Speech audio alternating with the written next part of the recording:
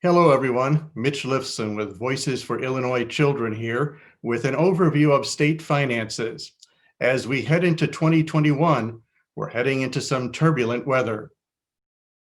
The economic downturn due to the pandemic has been hard on many states.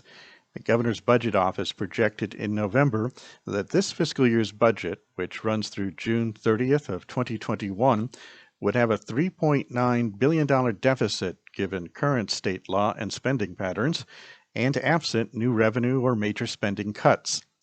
Part of that is due to lower revenue, and part of that is due to prior borrowing, and the trend line projects deficits above $4 billion through 2026.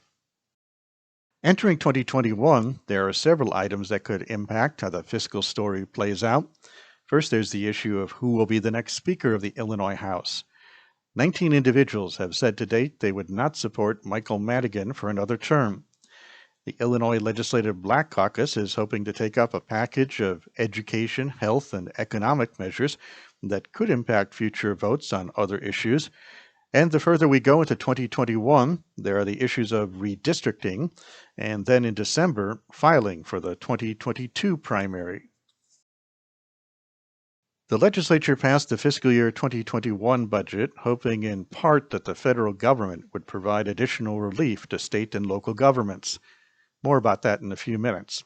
However, as we move through the spring, summer, and fall without further federal action, Governor Pritzker ordered state agencies to identify 5% budget cuts for the current fiscal year and 10% for next year. However, it's a mistake to consider those actions across-the-board cuts. As became clear during the budget impasse, certain services provided by the state, such as for Medicaid or the disabled, are mandated by federal law. During our budget impasse several years ago, legislators were not ready to make cuts to K through 12 education funding. Although during this fiscal year, they did not provide additional funding for a new evidence-based formula designed to reduce inequities in school funding. That generally left non-mandated human services and higher education most at risk of budget cuts. On December 15th, the governor announced $711 million in budget cuts. Of that amount, $75 million was designated as personnel savings, partly through furlough days. But those need to be negotiated with unions representing state employees.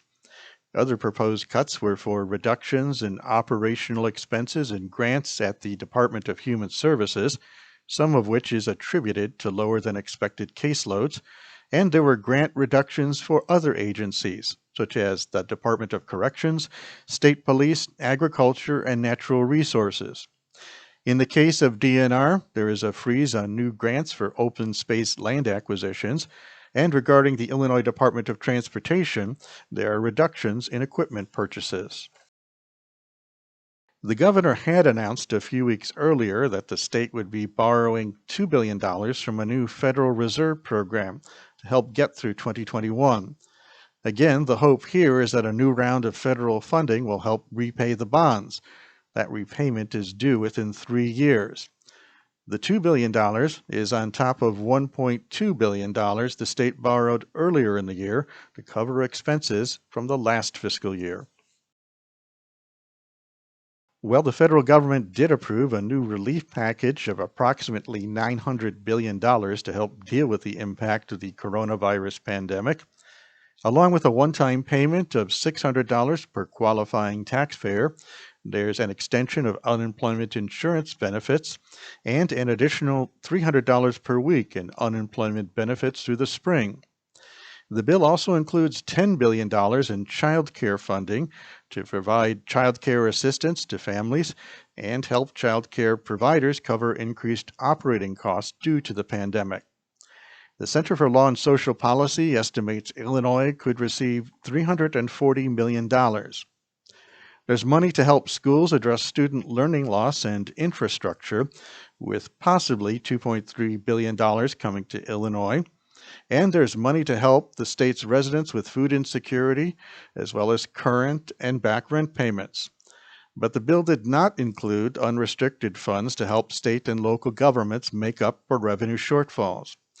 how the additional federal aid may or may not allow the state to shift around funds within the state budget and potentially reduce the revenue shortfall projected is unclear. Outside of the previously noted budget cuts, which could have a strong impact on the population served by any programmatic cuts, that leaves further borrowing or increased revenues. In considering any further borrowing through general obligation bonds, it needs to be noted that the state's financial rating from the three major rating agencies is just above speculative or junk bond status.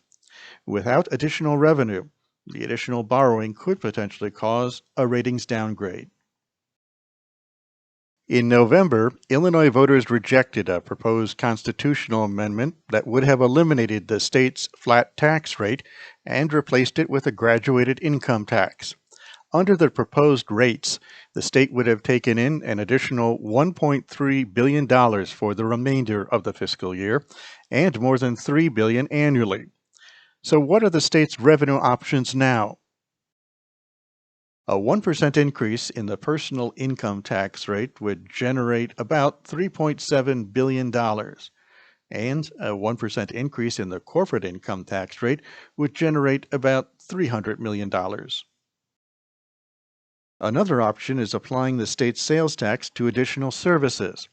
A 2017 survey put the number of services taxed by Illinois at 17. That compares to 31 for Wisconsin and 98 for Iowa. Under the most optimistic scenario, if Illinois replicated the range of services Iowa taxes, it could potentially raise more than $1 billion based on 2017 estimates. It has been difficult in recent years to enact more service taxes, yet there is also a fairness principle involved. If you buy a lawnmower, you pay sales tax on the machine. If you hire a landscape service, there's no sales tax on the service. Then there are tax expenditures, which, depending on how you view a particular item, is either considered an incentive or a loophole. The top 5 items on the list impact individuals more than businesses. These include the state's exemption of federally taxed retirement benefits and Social Security, the 1% sales tax versus the 6.25% tax on qualifying food and drugs, and an income tax credit for property taxes paid on residential property. Of the $8.1 billion in tax expenditures of $100 million or more, those 3 items that I just mentioned account for more than half, or nearly $4.7 billion. There's more than $300 million that accounts for the state's earned income tax credit, and more than $400 million for the sales tax exemption for purchases by certain nonprofits. The Illinois House has announced its intention to convene as the current General Assembly on January 8th. The new 2-year session of the Illinois General Assembly begins on January 13th. It's not clear how frequently the legislature will meet in person in 2021 until there is widespread distribution of the coronavirus vaccine. About the only thing clear is that the state could be in for a rough journey during the first half of 2021.